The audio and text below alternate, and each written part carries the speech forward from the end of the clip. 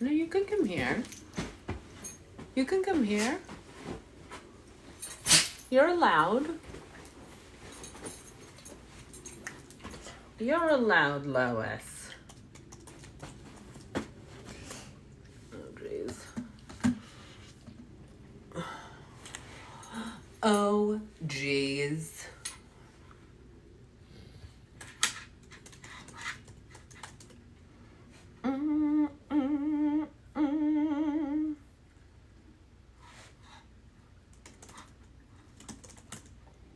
Good morning. Good afternoon. I'm good. I'm coming to you from a corner. How are you guys doing today?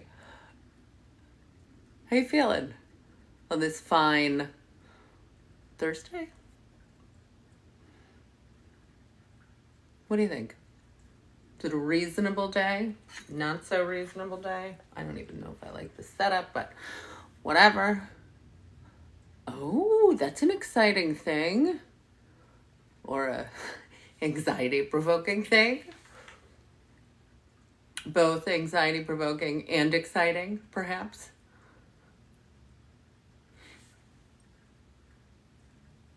So, yeah, both. Sometimes it's hard to tell the difference. Hi, Becca. Hi, Seashells. Hi, everybody. How you doing? What's it like in yourselves today?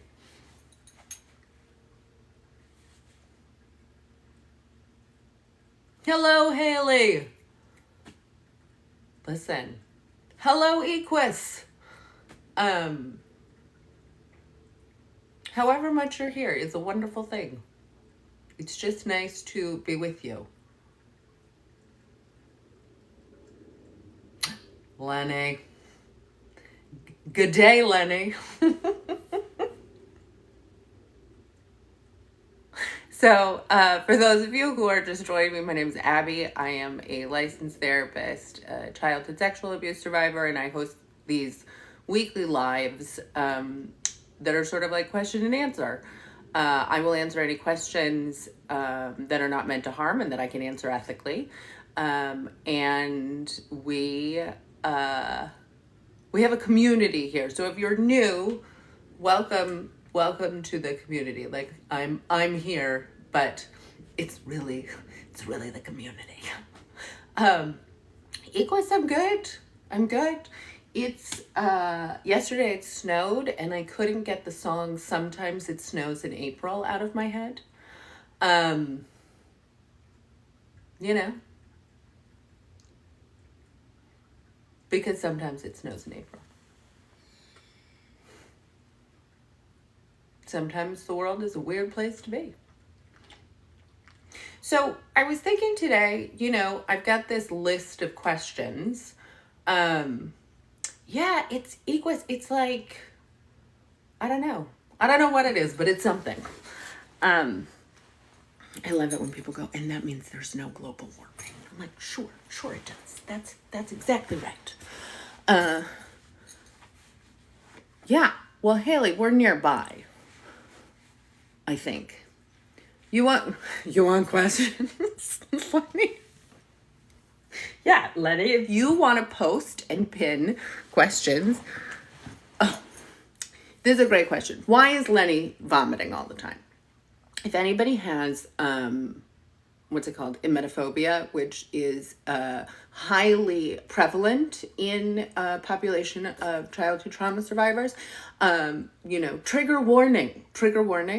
But a lot of times when the body acknowledges that it is more powerful in reality than it was, then the mind is telling it is, right? So part of this is like dissociation. When we engage with the world through dissociated, we're essentially engaging from a place where we're children. Okay? So the brain is like, you don't have the power. You do not have the power. You have no power. You are powerless. The only power you have is to freeze. When you start to quite literally, butterfly, that's such a great question. We'll get there. When you start to quite literally move out of dissociation, by moving out, I don't mean like, and then you're out. I mean like you're working with it. You're actually coming into the reality of the power that you have. You start to release terror. And what terror looks like, right, is that, oh, thank you so much. It's quite literally, physiological. So if you weren't running away, you might, I don't know, like those like nausea, vomiting, all that stuff. It can be disgust. It can be all kinds of different things. But the upshot is that sometimes when people actually reach some safety, bye Becca, then they start to release their lived experience, and it has to be real, right? You can't just be like, I'm afraid. That's not real. So sometimes the body will vomit, or it will quite literally release. Yes, Lenny, safety. Safety in you. Not like safety. Again, it's not, when we talk about safety, we think about safety. Safety is a relationship between an animal and their environment. So when you start to realize you have more power, more ability to make action, right? Take action, you actually have more safety regardless of environment. So yeah. And could we go back to Butterfly's question? Yeah, safety in you. It's not like, how do you even start to meet yourself with compassion when you were taught to hate yourself? Okay, so that's a really great question. It's a great question, guys. Oh, thank you so much. I'm an avid thrifter. But what I have come to learn is that feelings are bullshit. I don't mean that in sort of like they're real, but you can't have a feeling without an action. So when we talk about developing self-compassion, we're talking actually about, you don't have to like yourself at all. You can actually loathe yourself, but to develop self-compassion, you have to take compassionate and loving action. So loving action towards yourself is not like self-care, or it's not actually about pleasure, because for many of us, myself included, the way in which I negotiated or thought, right, this stuff worked was I either give nothing to myself or I give everything to myself. Right? So I either work, or rest, and that's it. Or I, deserve something, instead of sort of being like, okay, wait, loving action. So for me, I use the people I love as a metric, right? Loving action for my animals, loving action for my children doesn't always look like what they want me to do, right? It doesn't. But that doesn't mean it's not loving action, right? It's acknowledging that they are alive and they deserve care and they need structure and safety and to eat and to sleep and to help keep their bodies safe. And these are the ways in which, when we start to take loving action towards ourselves, we start to actually feel things. You can't just feel things, right? Like, I'm not gonna be like, I love myself, but I have no fucking reason to love myself. If I don't even know I'm a self. I have to start treating myself like a self, and then I can start to have feelings towards me as a self, right? As a human being, not an entity. And yeah. So like a big one for me is I put myself to bed. Yeah, I don't think neutral affirmations work. Yeah, so like an example of a loving action for me, right? Like to be very clear, is putting myself to bed. I mean that in the most like instead of waiting, right, scrolling on my phone until I'm falling asleep, right? I go, it is my way, I go, it's time, Ambi. You're a person and you need to go to sleep. So I put my phone down, I put on my, wonderful Dateline podcast, and I just let myself go to sleep. And that's it. Ivy, what a great question. Can we do this work in relative isolation, or do we need therapy relationships? I think this is a question about what isolation means to you as a human being. Would anybody like to share their sort of definition of isolation? And I'm going to pull it up because I think this is important. Right? What does isolation mean to you?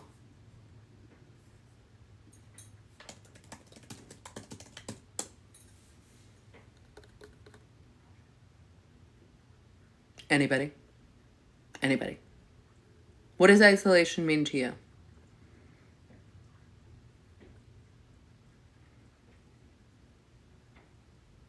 Nothing. It means nothing. Safety. Okay. Yeah.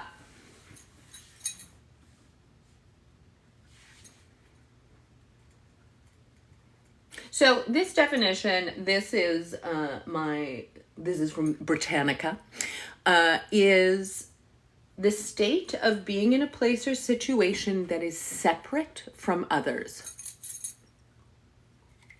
So, one might argue that for survivors of childhood sexual trauma, isolation is where healing happens. Because if you have not been allowed to have separation, if your safety was dependent upon your relationship to other people, baby cat, that was wild.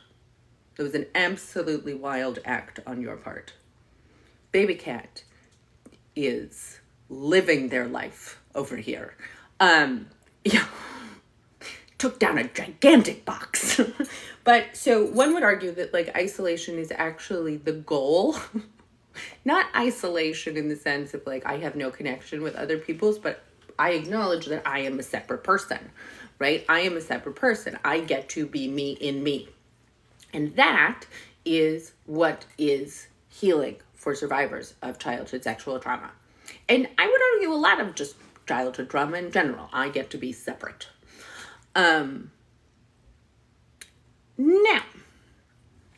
isolation also, it's a double-edged sword, because if that was like an actual threat to your survival, you kind of have to like get cool with it.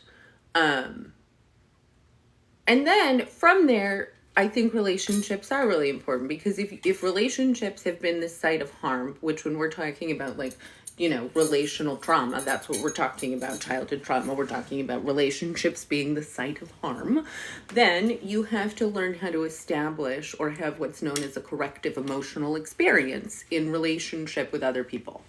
So part of the reason why community is so helpful is to safely start to access connection from a space of separateness. That's what's kind of cool about our community, right? Because our community enables us, one, to still be, well, not me exactly, but yeah, exactly. So like isolation to me, like it sounds like a bad word.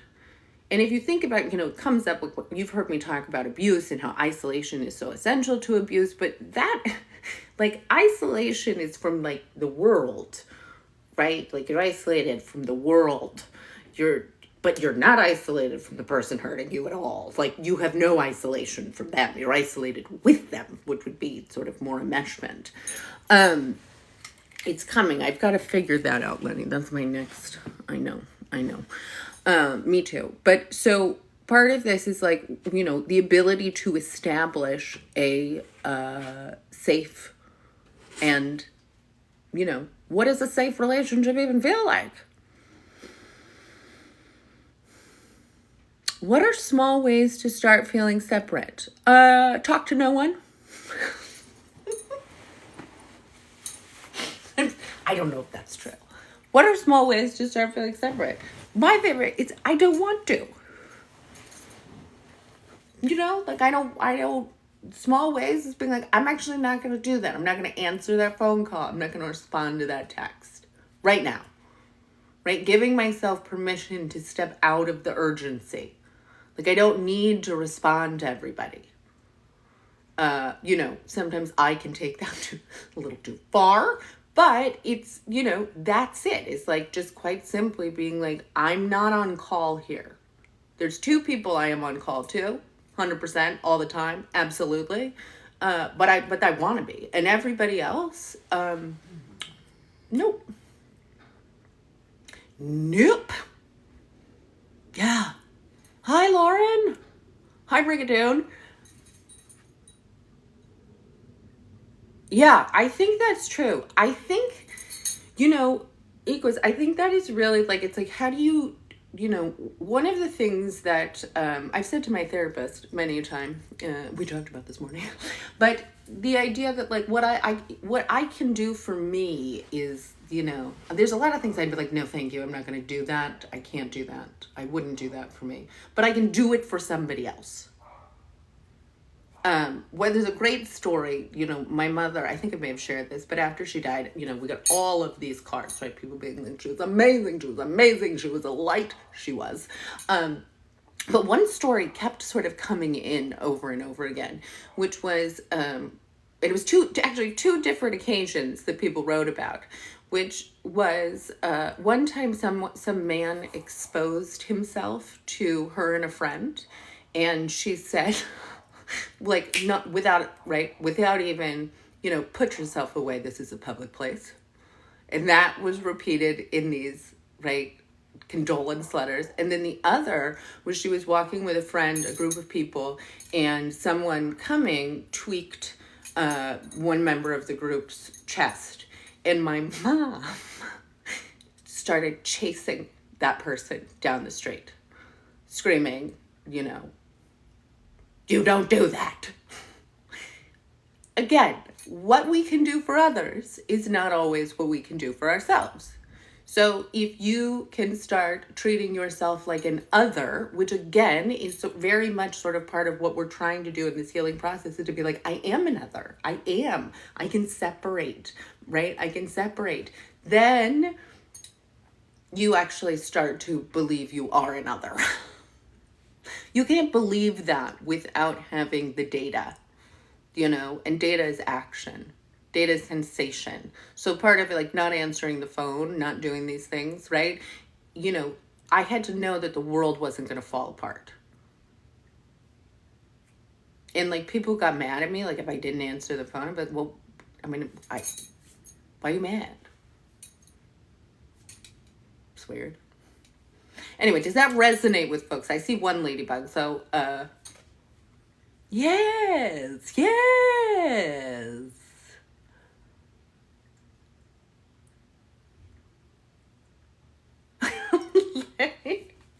Bye, Lenny.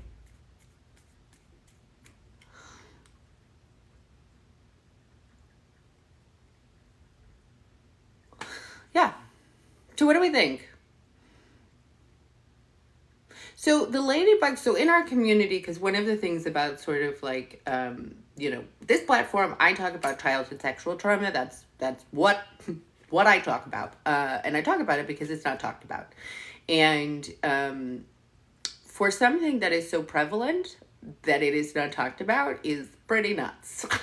So one of the things that we do in a way to sort of show solidarity is that if something resonates, you put up a ladybug. You put up a ladybug. Oh, you're still here, Lenny. Oh, good. Okay, terrific.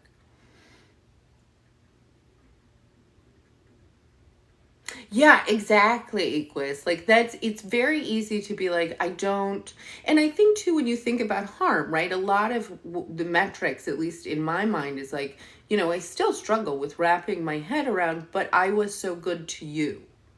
Right now, we can get into the things that don't work there, but like if I was just the very best girl, the very, very best girl, the best wife, the best daughter, the best person, the best therapist, the best, right?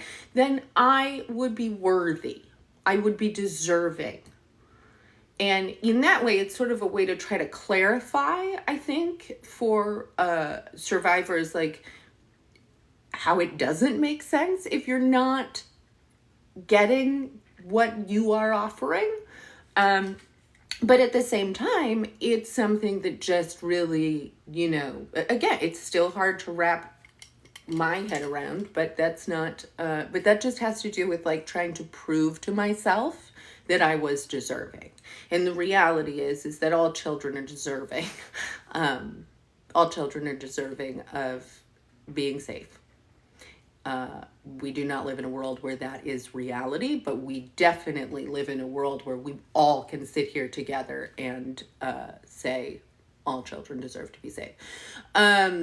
Usually it ends at, 11, 12, 1?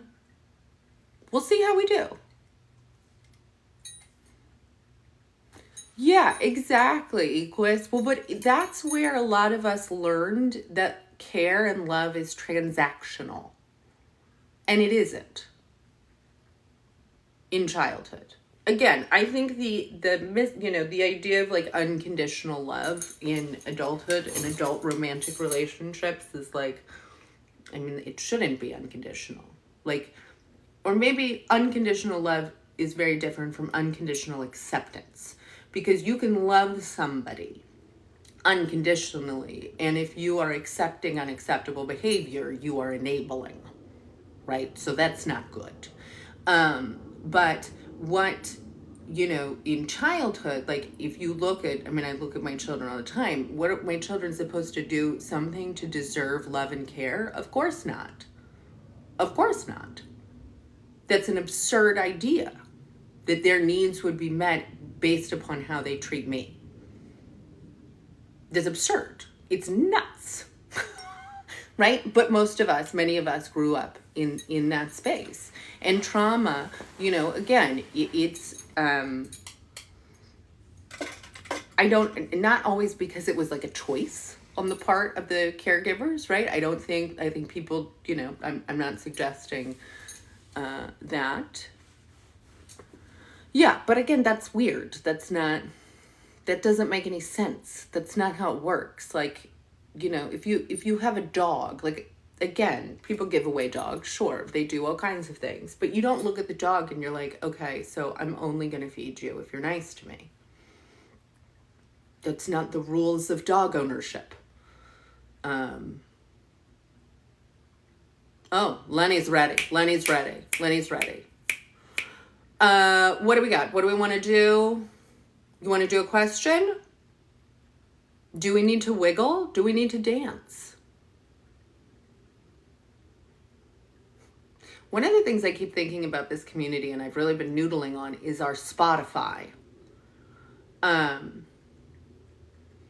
which we're going to have, because we have to have a Spotify playlist in order to do this. Also, consultation calls are open. You can book to have a consult call with me if you would like to have, be a potential coaching client. You can book that there through the website. I don't think I said that before. I feel like I'm really a terrible business owner.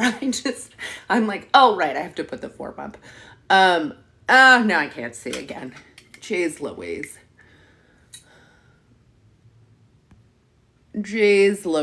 Oh, and I'm supposed to do a thing here. Yes, there will be a great deal of very aggressive rap music. I don't know how many of you, I've gotten some data already, but how many of us are big Tech Nine fans? I think there's a lot.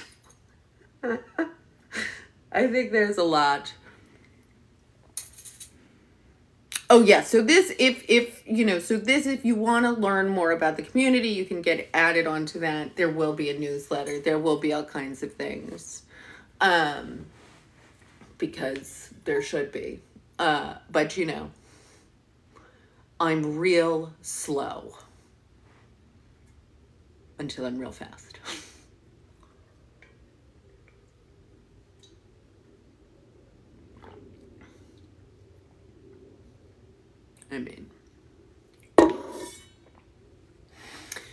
All right, what do we got? What do we got? Oh, thank you for that tiny. Oh, that's right. I have to do a thing. Hi, 7. What do I need to do? No, I don't need to do anything.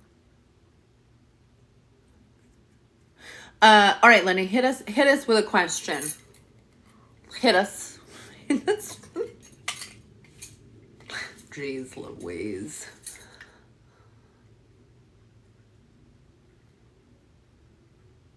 I'll just wait here patiently. What is the difference between the brain... Wookie, thank you. That felt like a superpower. So what is the difference between a brain's job and a body's job? Excellent question, Lenny. The body's job is to survive, to live. I mean to live, to stay alive. That is the body's job. The brain's job is to make decisions, choices in the present moment.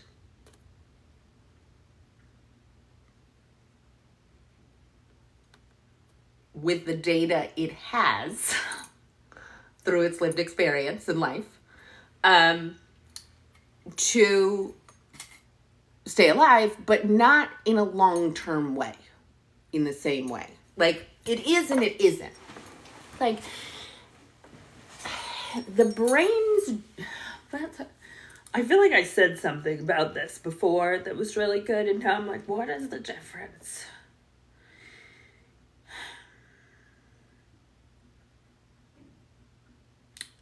Why do people think? Hi, Thurber. Answer me this. Why do you think people think? Like that idea of I think, therefore I am. Why do we think? Oh, good. Well, did I say something smarter than this? But the brain's job is like to learn. At the best place, that is, the brain's job is to learn. Yeah. And the body's job is to live. And these two things do not always work together or go together. Because the brain doesn't know that its job is to learn. It doesn't know what it doesn't know. There's a real limit on that. Like, that's one of the big things that you start to see when you see people as a therapist, sort of like, yeah, exactly, Lauren, to make sense of the world and our stories, to make sense of it. The body does not have any interest in making sense. The body will live, and the body's job to live is very kind of, it's amazing. Like the knowledge the body has on what it means to live.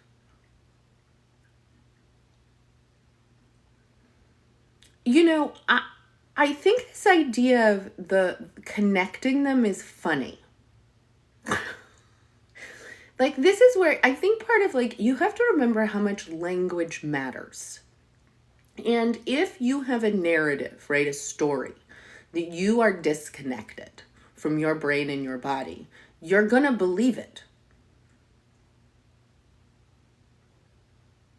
Right? Like, a big part of, I think, why this community got very excited, why I got excited when I was like, oh my God, I make sense, right? Was because I finally had a narrative, right?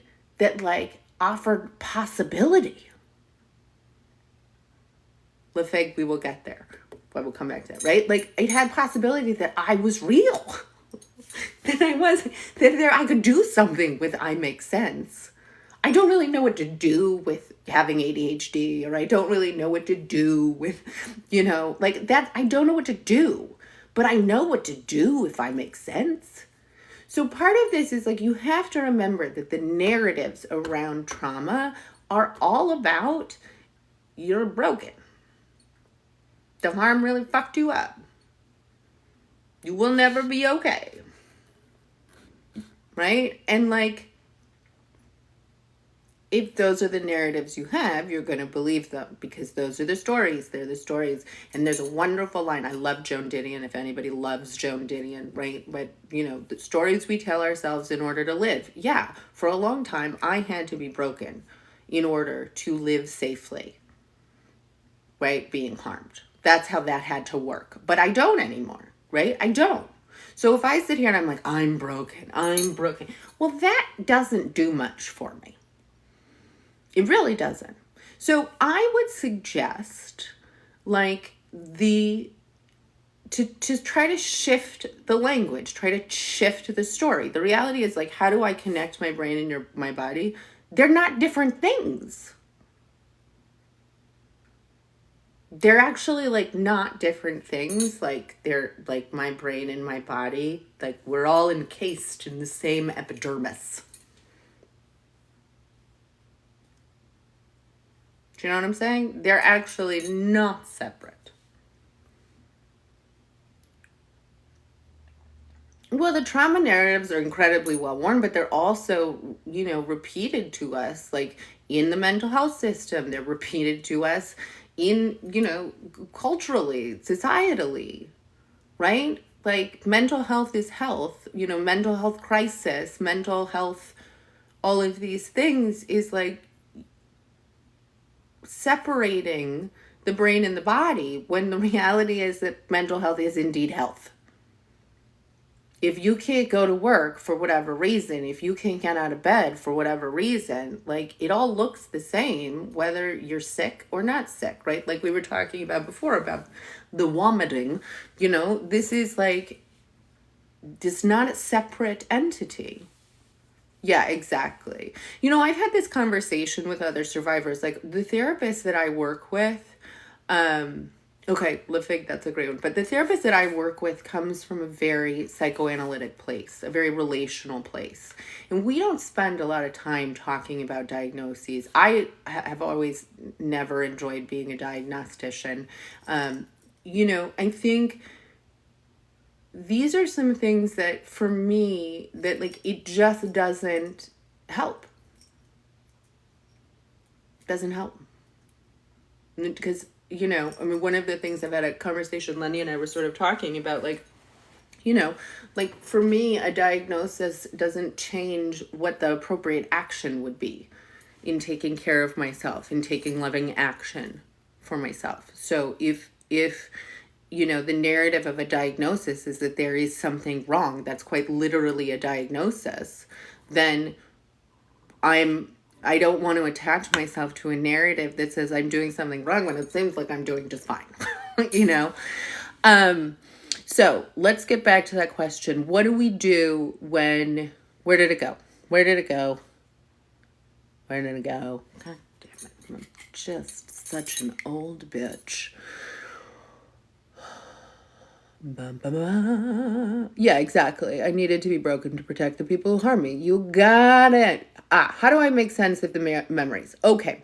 So one of the things that I want to sort of say is this is where the brain tries to make a narrative about something. Okay.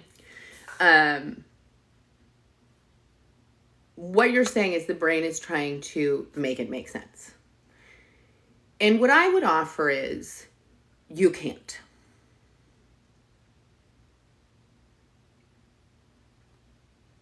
You can't make it make sense. When we're looking at harm and we're looking at relational harm, there are very few ways to make sense of harm that doesn't involve, I was not worthy of love, they never loved me, they don't care about me, I'm not good enough, they're evil, I'm evil, right? We're in this incredible space where the mind is trying to answer reality. Reality does not need an answer. Let me say that again. Reality does not need an answer. Sometimes it snows in April.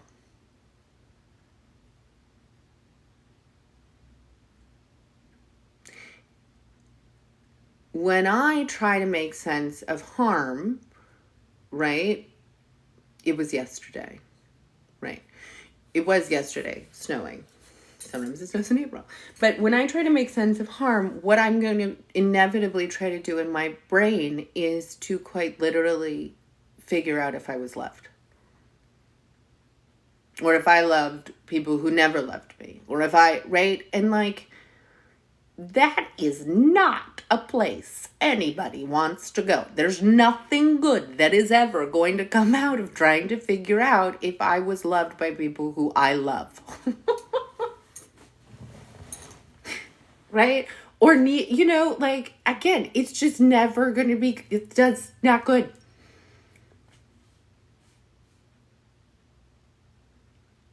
Exactly. Right? This is, again, I sometimes get on this app and I just have a hoot of a time going through, you know, like the answers that people, the narcissist does this, like, what are we trying to do? Well, what are all these people trying to do? They're trying to make sense of people harming.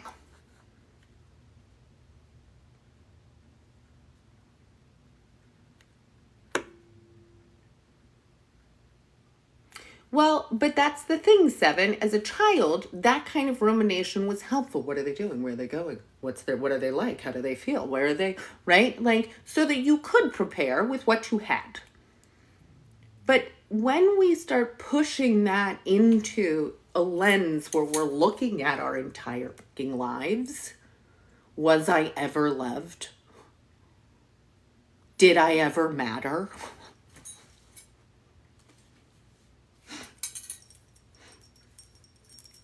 It ain't good, friends. Lenny, for God's sakes, stop it. That's a joke.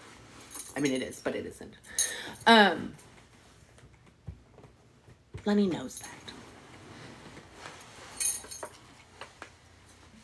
Stop it. Well, but I think that's part of the way when you find yourself trying to make sense of something like this, right? Like, allowing yourself to go, stop it. Stop it. I don't know. I don't understand. If anytime I'm trying to understand, it's because I'm trying to get closer to the people who harm me. I'm either trying to, you know, make some brain judgment, right? I'm better than them. I'm worse than them. You know, I have some control. I never had any control. I'm this, I'm that. And, you know, that's dissociative. They're people. They're just people like me.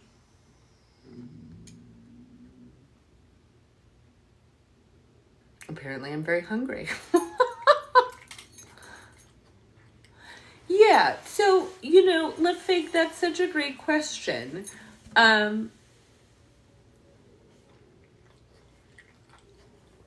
Well, Sleepy, that's a great question. So one of the things I would say about justice, and I think this is one of the things about, you know, intrusive thoughts and panic too, there's an instinct in it that is appropriate, which is I need to do something. Right? Yes. You do need to do something. These feelings require action. But, you know, I mean, one of the things that I sit with a lot is you have to remember, all survivors of childhood trauma have control issues. All of them. All of them. And Sleepy, I got you. I'm right there. I hear you. Right? But we all are trying to control. And in some ways, we've been taught that we are very, very powerful. Right? We have the ability to control a lot, theoretically. You know, like, I used to have great pride that, you know, nobody, I don't know, could perform like I could under pressure. Nobody could, you know, I mean, again, if you sort of are dissociated from your experience, or you know things but don't accept them, like, part of what you're doing there is controlling reality. And I think one of the things that's deeply, deeply important as we step into healing is to control what we can. So we cannot control whether or not people are held accountable for the harm they do. We can't.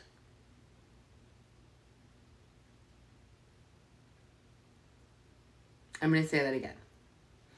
We are not in control of holding people accountable for their actions.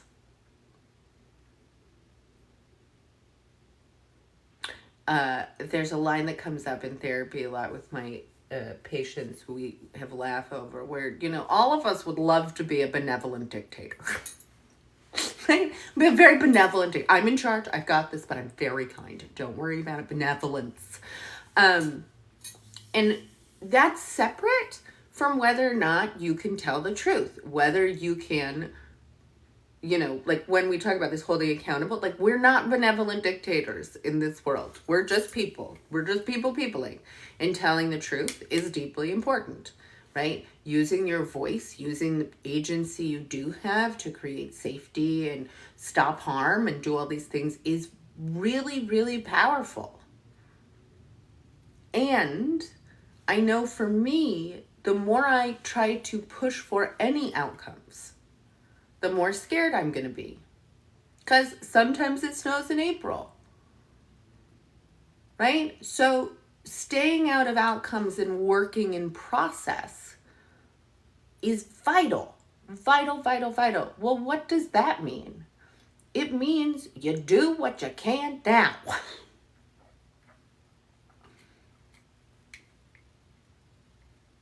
And that doesn't mean don't do anything at all, right? That does not mean shut up, don't do it, right? It means do what you can. Do what is powerful, meaningful, helpful to you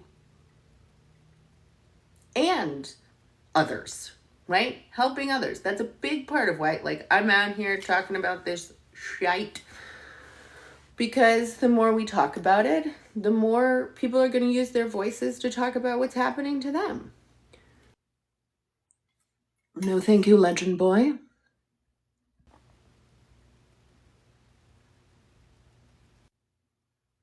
No, thank you, Legend Boy. Okay, Legend Boy, I'm just not gonna do that. Well, you don't have to I have some suitors. So part of this is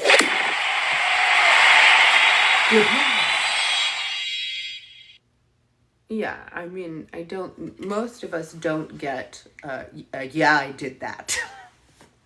I know that happens, but I just, that's never been my experience. Then again, not verbally, but people's actions often show you, what they're afraid of. But what I would say is, so one of the things that I think we often think about when it comes to panic is the idea, I was talking about my therapist today, about negotiating feelings, just generally, because I don't like to talk about them, but I do like to take action with them. And I was saying, whenever I have sort of like a big feeling, what I tend to do is, get into trying to take care of things in my immediate world, right? Clean it up, make it better, do this, right? And we were talking about how great that is. That's great. I think we assume, in a lot of the language around processing, oh, Haley, it's a gift for me. Yep, I know, forever. But the language around processing implies you have to sit in the feeling. Well, I would argue you can have the feeling and also do laundry. You can have the feeling and also jump up and down. You can have the feeling and also go out for a walk. You can have the feeling and move. Because for those of us who, dissociate, what's going to happen is the feeling is going to kick us into freeze state, and we're not going to do those things. And what we need to learn how to do, this is all, again, those sort of loving actions, right? Like if a child is afraid, you don't go lean into it. Can you imagine? Just feel it, feel through it, right? Feel through it. No, you quite literally pick them up. You change their physical experience. So part of this loving act, right, is to be like, okay, I'm going to help, we're going to keep moving, right? A child's crying and you're trying to soothe them. What's the thing? We all know. What do you do when a kid's crying? What do you do? Think about a baby. What do you do? I mean, yeah, not your intern. Yeah, okay. No, but like, what is the action? A baby won't stop crying. Yes, Hannah. And how do we do that? How do we soothe them? Rock them. We bounce them. We rock them. We pat them. Yes. Yes, my friends. So this, again, this instinct that like, you're not just like, what are you feeling? Tell me everything you're feeling, baby. Just keep screaming into my face. Scream into my face. That was not what we would do, right? We are going to meet their need, but while we're in the process of that, we're going to try to help soothe their bodies. Can you tell? Can you tell I soothe? One of my favorite things that happens still, like now that, I had these babies. I had babies but now, they're not babies now, but I will be at the grocery store and I will find myself doing this with the cart back and forth. Nobody's in the cart except, fruits, rice. But this is quite literally, right, what I'm doing. Why? Because you rock, this is the thing. That's how you soothe babies. So Haley, I think part of it is like, you get to try it. You get to try it. I think one of the things you always have to remember is like, I didn't get, I can't have it. Well, but you don't know if you like it or not. You can just try stuff. That's the fun part of adulthood. Yeah, exactly. Yeah.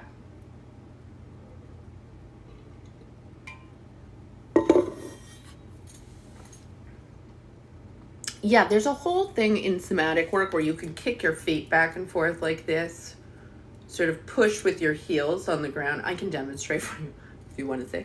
But in basically, you're just starting to let your body. Yeah.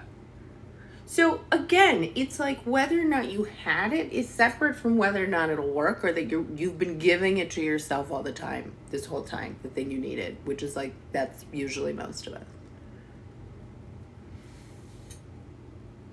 Yeah.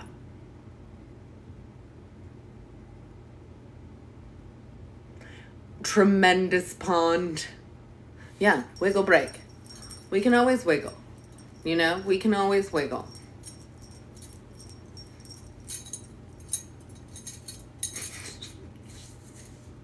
Sorry, sometimes I don't actually look at myself and then I see what I'm doing and I go, oh my God, how are we here? Yeah, well, I just like, one of the things I like to think about a lot is, especially when I dissociate, is that life is an experiment.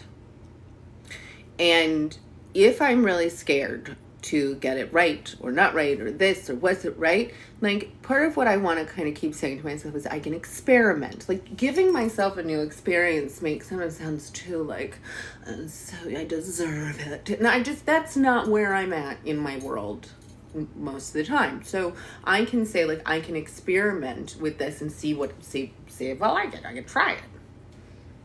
Right? I don't have to either. Right? Like that's also, but I can. Yeah. I mean, how do you know when you're dissociating? So I would bring this to the community. I can tell you how I can, some things that resonate for me, but what What are hallmarks of dissociation? Are there ways other people... Molly said something beautifully on Tuesday where she said she couldn't feel her hands or feet. That's a way she could tell she was dissociating. Anybody else?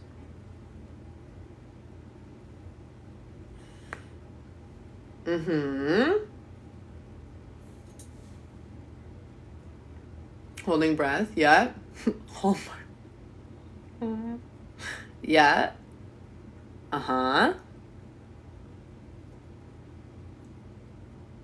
Hallmarks of dissociation.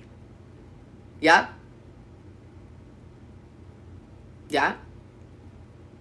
Gorgeous. Yeah. Yeah. Mm-hmm. Mm-hmm. Mm-hmm. Mm-hmm.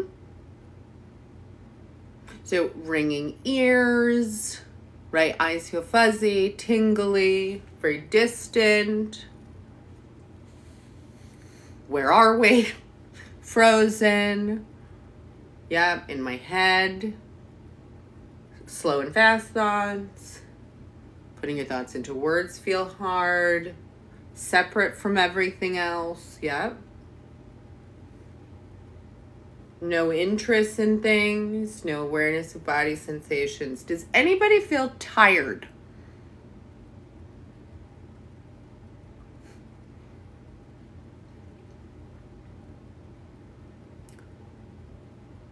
Okay.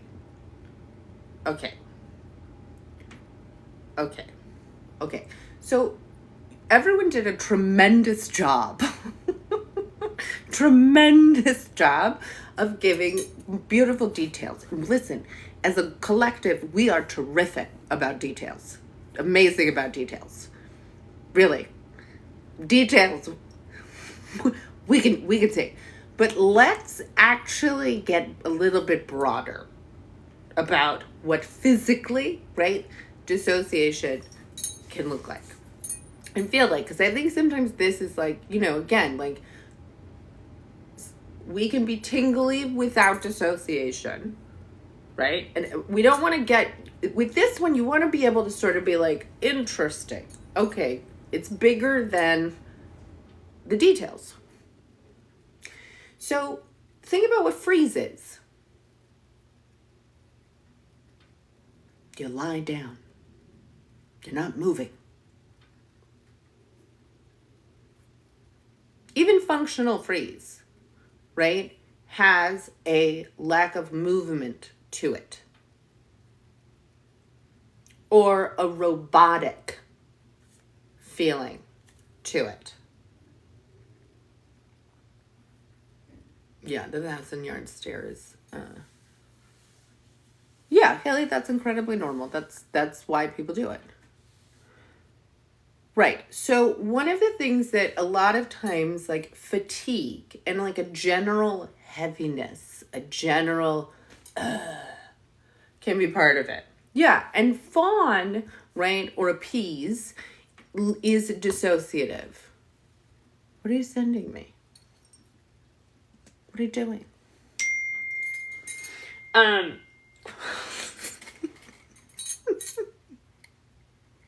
Right?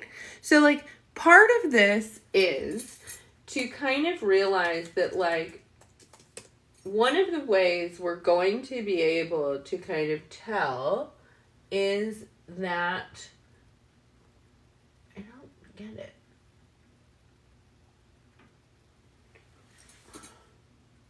I didn't get it.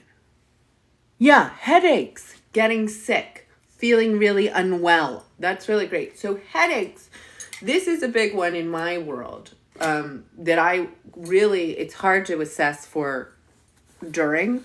But headaches and dissociation go together for me a lot. Not because it's actually a headache, but because it's a tension headache. Because when I'm dissociating,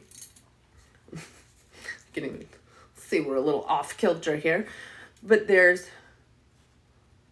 it's a lot of tension. I mean, herbal Herbal? Herbal. No, thank you. I don't want to go to your life.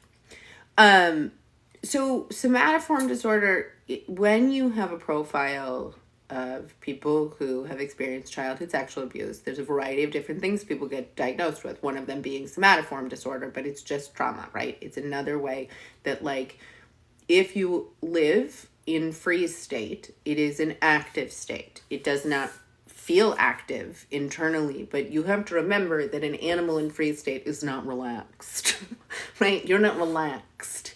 You're very tight. You're very, right? So a lot of like pain, all of these different things, is very, very much part of being in dissociation for a long time. So, I'm not anybody's therapist here. And this is not therapeutic advice. I like to talk a lot about how, to me, when I look at the DSM, I see a lot of things that are just symptoms of dissociation.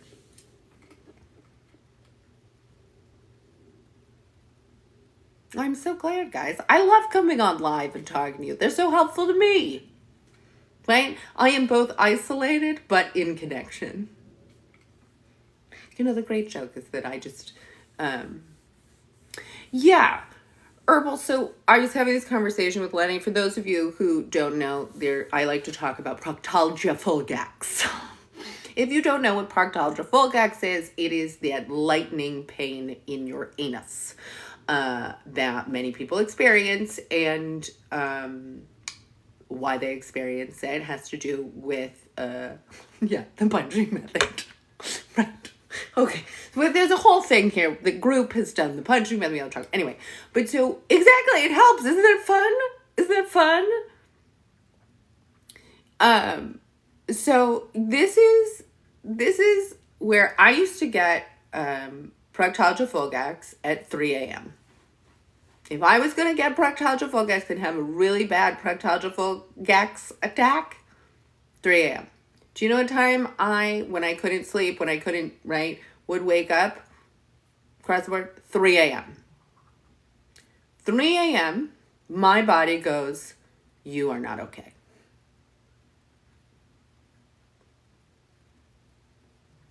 Get ready.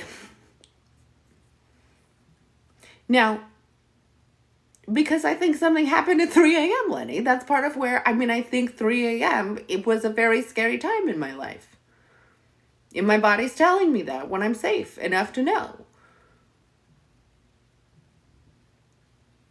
And again, this is my interpretation. I'm not saying, I know in Chinese medicine, there is the clock, right? But again, there's like these different spaces of being able, how to, because that's pelvic floor stuff. But 3 a.m. across the board. So when you think about kind of like this idea of like, Lenny.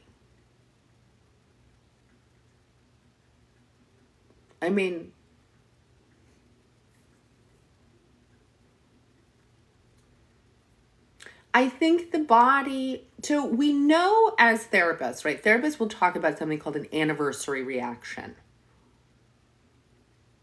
Rain Woman, that's a great question.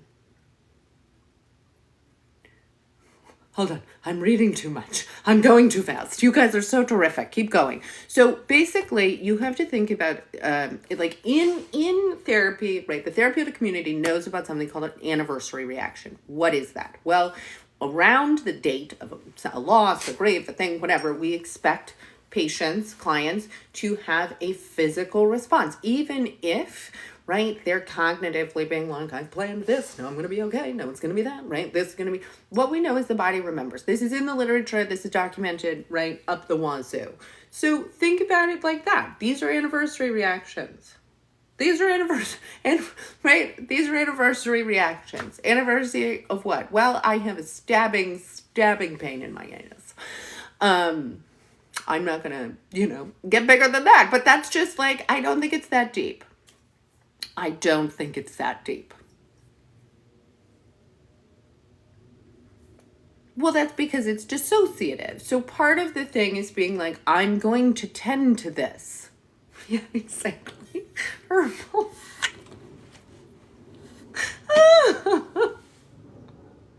That is what she said. It is. I don't know. What does that feel? What does that feel like? There was another great question here that now I've missed. Ruminating, right? So that leads to, what I used to do with Protector Fulgax is just carry on, right? Who cares? I'll just keep going. I'll just breathe and not move. Let me tell you, it did not help. I had to punch myself, and that did help. So part of this is, like ruminating, thinking about it is sort of just carrying on. You're not actually physically attending to the flashback or to the sensations or to the fear and so part of what we want to do in the healing process is to quite literally make what's happening inside of us, because it is real, just real. So the equivalent of this, the most basic, is if I am actually thirsty, then I will actually go get a drink of water. And that's the metric that we want to apply when we're negotiating and working with trauma. Because for trauma to be carried in the body, stored in the body, etc., whatever that means, it's there because it wasn't, right? You were thirsty and it didn't matter and you couldn't have water or you might get, hurt. So you just stayed thirsty. So you got to get that drink of water.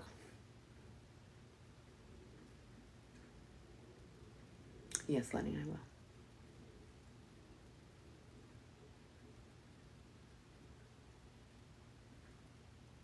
Physical what? Physical diagnosis? Oh. No. Why?